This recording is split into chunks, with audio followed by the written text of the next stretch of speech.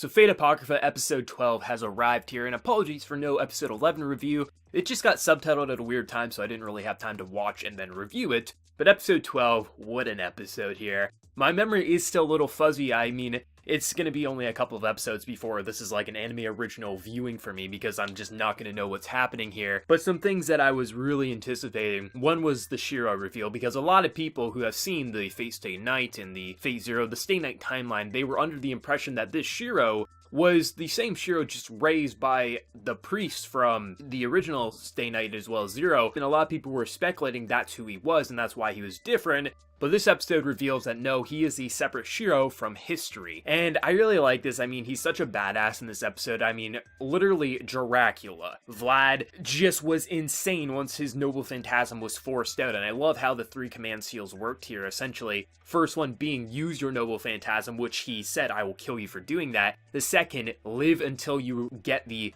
Greater Grail, and 3, merge me with yourself, essentially. The ultimate thing, so even Ruler's command spells can't break through it, but she uses the command spells to basically get everyone else on board to defeat him. But even that said, he is such a beast. Dracula is just unstoppable, it seems like, and then Shiro comes in, and with the power, because the things that have always killed vampires has been things like, you know, holy water, crosses, things like that, so it's no surprise that he's able to just kind of like rinse this guy with no abilities. I will say, if I'm remembering correctly in the source of Shiro, it was much more brutal when Shiro kills him, because I believe like he grabs his head or something, like drags him and smashes it into the wall. So if my memory's correct there, I'm not sure why they left it to be so kind of easy, because there was a lot of blood and gore with a lot of the other people, but it's not a big deal to me. It was still badass seeing Shiro be insane and essentially have this confrontation with a ruler and essentially saying like, I'm the same as you and I live by the rules in my own life and that didn't get me where I need to be, so I'm gonna bend the rules for the greater good of humanity. But this is fun because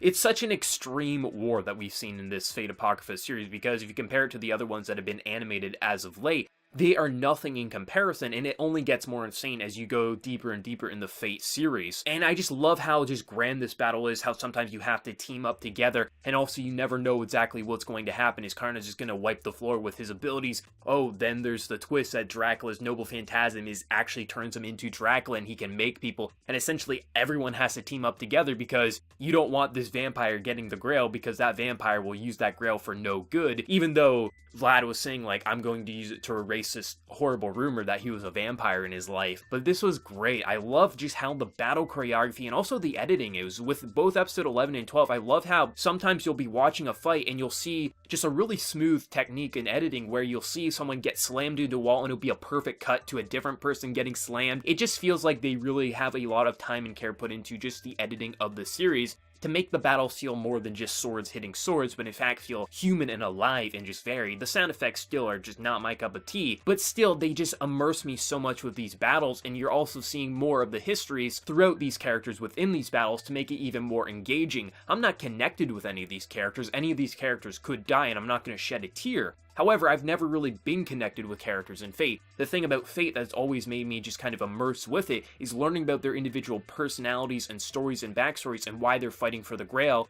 And overall, Fate Apocrypha has been doing a fairly good job. Not perfect. Obviously, you're going to have a much better experience if you want a lot of detail and substance to backstories and things like that if you read the source material. But they're doing a good enough job for the anime, so anime originals will get a full story and kind of idea. Just if you're looking for emotional attachment, you're probably going to need to look elsewhere. I know some people did get emotionally connected with things like Fate Zero. For me, Fate Zero is just amazing because I love the characters and what they were fighting for. Anyone could die in that series and I'm not going to shed a tear, but that's just me. But the Vlad stuff, the Shiro stuff, everything with this episode and even episode 11, this is fun. We are getting into some crazy stuff, just the command spells at work here. It's just really, at this point in time, the most insane Fate battles we've seen, but like I said, it only gets more insane as you go deeper and deeper into the Fate lore. Sometimes it's more standard and kind of smaller in scale, but there is even more insane power than Karna himself in other Fate series. It's just insane how well they are able to keep it doing. Not all the Fates are amazing, but so far with Apocrypha, I've been having a great time. This has been amazing. I love all the different characters and how their personalities are bouncing off one another. How sometimes when you have Archer and Ruler kind of teaming up, just